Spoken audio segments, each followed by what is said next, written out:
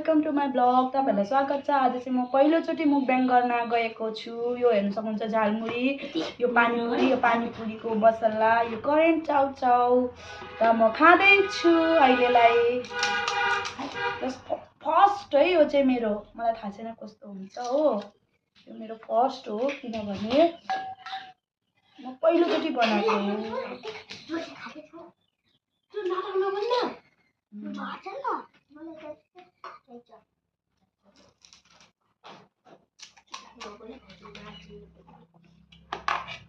म अरूले जस्तो पिरो खान सक्दिनँ है, भन्नु नै हो भने चाहिँ म यस्तो पिरोहरू खाएर चाहिँ गर्न सक्दिनँ। यो मेरो पहिलो भ्लग हो। प्लिज सपोर्ट दिनुहोस् प्लिज।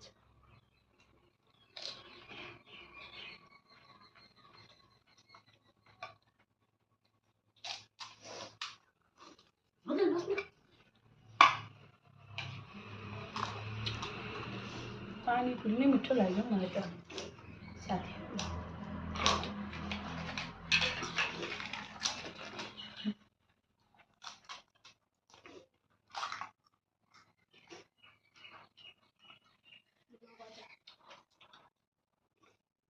हातले खाइदिन्छु है, सब्जीले कहिले खाइन्छ भने हातले खाइदिन्छु। साग हो, सागमा खाइदिन्छु ल अलिकति। पहिलोचोटि करेन्ट चाउचाउ अनि साग।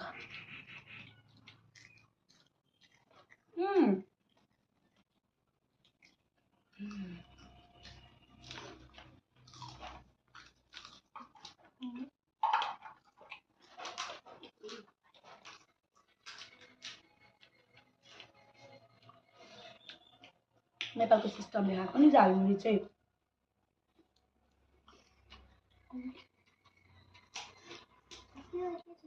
तपाईँलाई थाहा छ हाम्रो यतातिर झालमुरी पनि उताको जस्तो पाउँदैन नि। यताको झालमुरी अलग्गै हुन्छ, नेपालको जस्तो हुँदैन।